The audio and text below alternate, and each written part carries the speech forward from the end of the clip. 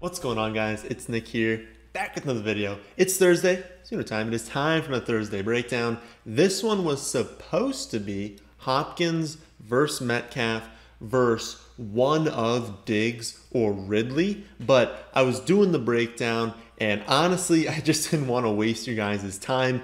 Diggs and Ridley were pretty clearly ahead of both Hopkins and Metcalf, and so using one of them was going to be kind of pointless to the video. Hopkins and Metcalf are almost in their own little tier in that mid-second round, so I figured we'd just say right out of the gates that Diggs, Ridley, in my rankings, they're both ahead of Hopkins and Metcalf. I have it Diggs over Ridley in full PPR, but then Ridley first in half PPR and in standard, but both of them again ahead of Hopkins and Metcalf. So we're going to go over that decision today, and it's honestly a pretty big decision point, and they both kind of go in that mid to late second round. Kind of depends on what site you're using. You're using Underdog, ESPN, Yahoo, but they're going to be in that range pretty much everywhere. So typically you come to this decision if you have I would say on average a 6 through 10 pick. That's when you're most likely to come to this position. So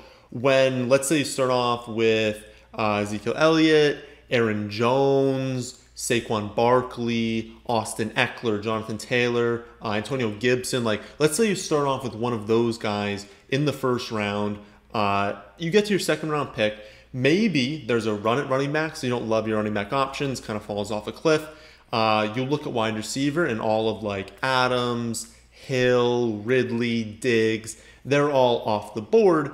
It means you're probably going to be looking at these two wide receivers, and so we're going to break down today what your decision should be if that were to happen.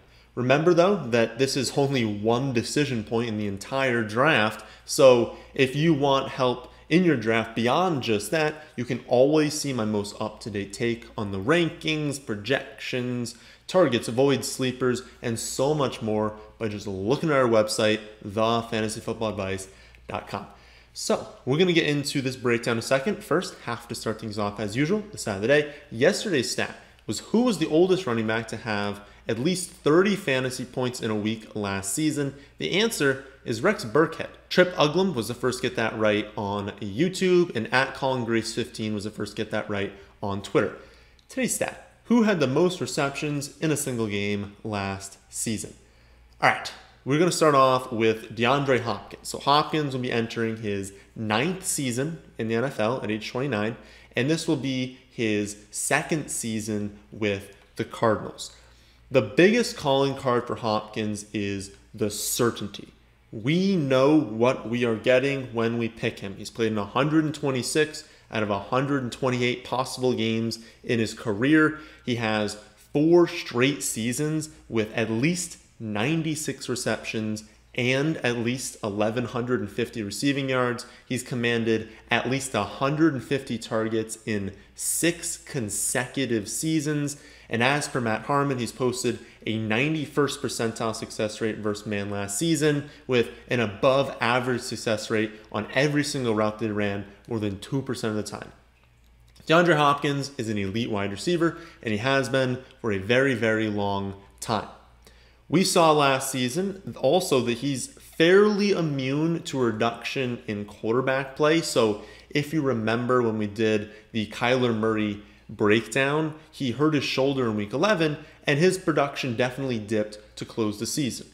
Hopkins also saw a very small dip in his production over that time, but I attribute that more to playing the Rams twice in that sample. He was still pretty dominant, and the dip was so small that I honestly think it was more matchup based than anything. He's going to produce no matter what happens to Kyler.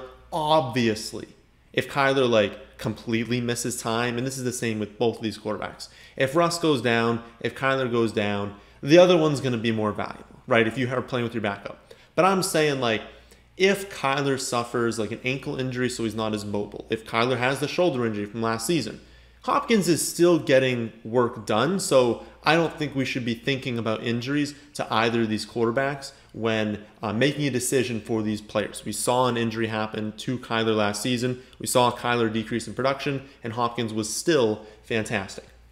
So that's the positives. We know that he is extremely likely to be a wide receiver 1. He is very likely, I've looked at value rating, he's very likely going to be a top 25 player in terms of value at the end of the season. And he's fairly unlikely to miss more than like 1 game due to injury. So if you value safety more than anything in like the first few rounds, then Hopkins is an excellent pick. And my risk ratings on the website back that up. He's the second safest wide receiver pick that you can make. There are a few negatives though, so we should go over them. It's really just like one negative that kind of has 2 components. But first thing we'll go over is through his entire career, he's had very little target competition. And while the targets are absolutely earned, so I don't think that targets, you guys have heard me say this before with like Hawkinson and stuff, like I don't think just because there's not a ton of talented players, someone just emerges with a ton of targets, right? I think that if a player is getting a ton of targets, they are earning those targets, and they're likely a very, very good player because you don't just pepper someone with targets if they're always covered. You still got to get open to get targets. This season, I still expect him to be very, very featured in the target share of the offense. I think he's going to have, obviously, be like the #1 target for the Cardinals. But I think that it's at least possible that this year they have enough people to where maybe he doesn't finish, second in targets among all players, right? AJ Green might be dust, but he's replacing like a 90-year-old Larry Fitzgerald, a bust, let's be honest, a bust in Andy Isabella, and then Keyshawn Johnson, who can't really be a bust. I mean, we never expected him to do anything, but he's not all that good either. So Green doesn't need to be all that good when he's replacing these guys to be an upgrade. They also drafted Rondale Moore, who I believe is going to break out more down the line. I don't think a true breakout happens this season, but he's 1,000% going to take screen passes away from DeAndre Hopkins. That is going to happen. That is like the best possible way you can use Rondale Moore is quick screen passes. So there's absolutely going to be some plays that last season were designed to go to DeAndre Hopkins on a quick screen that are now going to Rondale Moore. And I think we need to consider that. And we need to consider that while AJ Green might be dust, he also might not be. He might be decent. He's probably going to miss some time with injuries this season, but he might just be decent still. And so I don't think we can completely say that Hopkins is going to be, again, second in targets among all players if we have a lot of people on this team. I think they're going to run a lot of 4 wide receiver sets. So we're going to see Hopkins, Kirk, AJ Green, and Rondale Moore all on the field, and then we know they're going to target Chase Edmonds as well. And when I think about last season compared to this season, I do view their skill players as being significantly upgraded this season because they're just more quality players. They just didn't have great wide receivers last season, and so they couldn't run the offense how they wanted to, and they basically had to force a ton of targets to Hopkins. And here's why I think that is important. Last season, DeAndre Hopkins was second in targets, like I've said, but he was tied for 8th in fantasy points per game.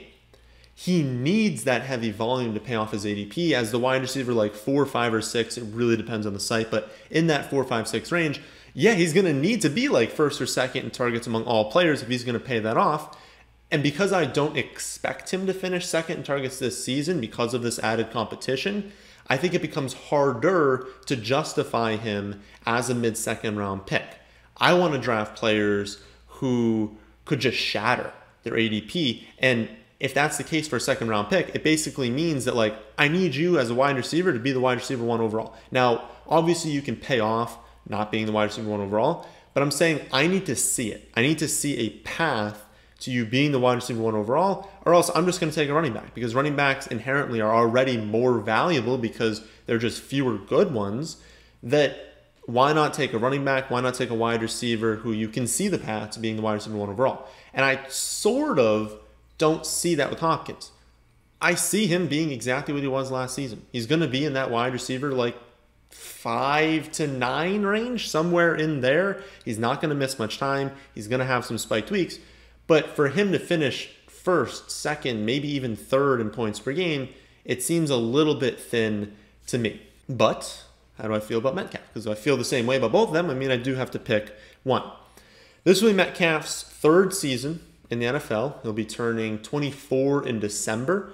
And as a rookie, he posted a stat line of 58 for 900 yards and 7 touchdowns, then exploded last season, catching 83 balls, over 1,300 yards, and 10 touchdowns, turning into one of the league's most physically dominant wide receivers. He beat man coverage at an 88th percentile rate, beat press coverage at an insane 94th percentile rate. He was basically close to unguardable, and being just 22, and that's the case, is pretty crazy, and it's kind of unfair that you get to pair that with Russell Wilson. The biggest reason to draft Metcalf is that he is an athletic freak, playing with a top 5 quarterback on an offense that could play faster.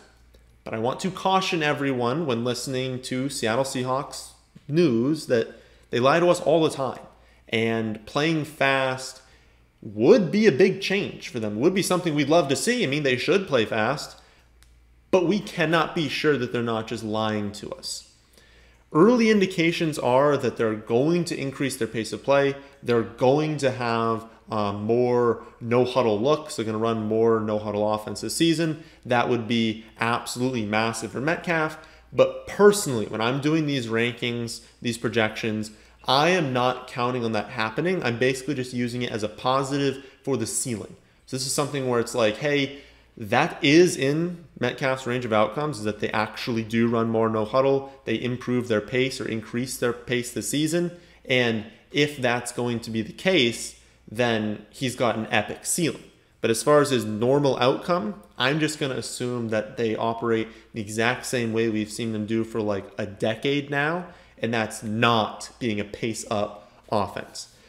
The biggest negative in regard to Metcalf is the close to last season, right? There was a noticeable drop-off in the passing volume. Pete Carroll basically came out and said at one point, like, we are throwing the ball far too much. We need to get back to a run-first offense. And then they did that. Like, it wasn't successful, but they did that. And the production decreased. Wilson went from 37 pass attempts per game in the first 9 weeks down to 32 over the final 7, from 26 completions per game down to 21.5. Over the final 7 weeks, he had only one game over 230 passing yards, despite having over 300 yards and multiple scores in 5 of the first 9. Like, huge drop-off in passing production. But even with that happening, Metcalf increased from 8 to 8.1 targets per game in those same splits. The only difference was he wasn't getting super lucky with touchdowns. He opened the season being extremely lucky in the touchdown department, closed the season being unlucky. I would say on average, it's going to even out a little bit more than it did last season. And even looking at their playoff game, Russell Wilson completed 11 passes. That's really low. Well, 5 of them went to Metcalf for 96 yards and 2 touchdowns.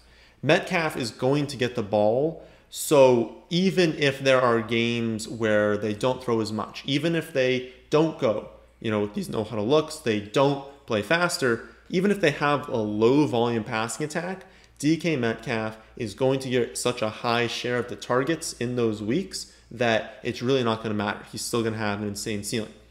So now the obvious question is, why is that not the case for Hopkins? Why am I concerned about the targets for Hopkins, but then say that even if the targets aren't super high for Metcalf, I'm not concerned?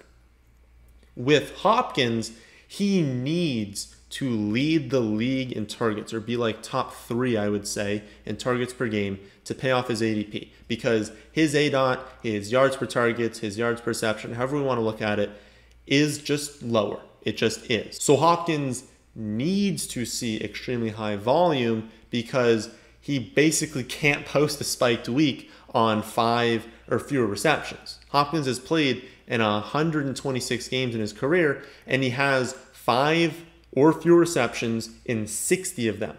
Of those 60 games, he's gone over 90 receiving yards twice. That is 3% of the time. Metcalf, on the other hand, has played in 32 career games, and he has 5 or fewer receptions in 21 of them.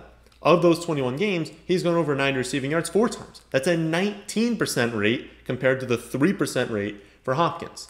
DK Metcalf does not need high volume to see spiked weeks, which means that his ceiling, when he does see high volume, is earth-shattering. He has at least 9 targets in 11 career games. His average stat line in those games, 6.5 for 104 yards and 10 touchdowns over the 11 games. That's 0.9 touchdowns per game. Hopkins, on the other hand, has seen at least 9 targets in 79 career games. He's seen 12% more targets and receptions in those weeks than Metcalf had, but 8% fewer yards and 37% fewer touchdowns. So even with 12% more volume, he has 13% fewer fantasy points. And this is a trend that we can see easily last season. Just look at their production last year. Hopkins had 24% more targets, but the exact same fantasy points per game as Metcalf. And that is basically what it comes down to. Do you think DeAndre Hopkins will have 25% more targets than Metcalf, or I guess greater than? Do you think he's going to have 30% more targets, 35% more targets? 25% is a cutoff. If you think it's greater than 25%, you think he just gets peppered with targets, you think Metcalf sees a decrease, you're taking DeAndre Hopkins. If you think it's less than that 25% number, you think it's, well, Hopkins is going to have more because he's going to have more. Let's just be honest. If you think Metcalf has more targets, you should be smashing Metcalf in like the first round. But if you think it's like 20%, 15% more targets for Hopkins, well, then Metcalf is your pick, because even with that decrease, his targets are so much more valuable than Hopkins that he's going to outproduce him in fantasy points per game. For me personally, I will be taking DK Metcalf. I don't expect Hopkins to see the 10 targets per game that he had this past season, and I think that Metcalf is going to see a small boost from his 8 per game last season. And again, that is not factoring in the potential increase for Seattle in pace of play, right? If those reports end up being true, then the sky is the limit for Metcalf's production. I just personally think that this is his 3rd season. He is a dominant wide receiver, an athletic freak. I just think they're going to get him more targets even if nothing else changes. But because there's also, on top of that, that chance that they do play faster, and not only do the average targets per play increase, but the plays increase as well, well, that unlocks the potential for Metcalf to be the wide receiver 1 overall, to pass Tyreek Hill, to pass Adams. Now, I'm not going to rank him that high, but I'm going to rank him ahead of Hopkins because of that.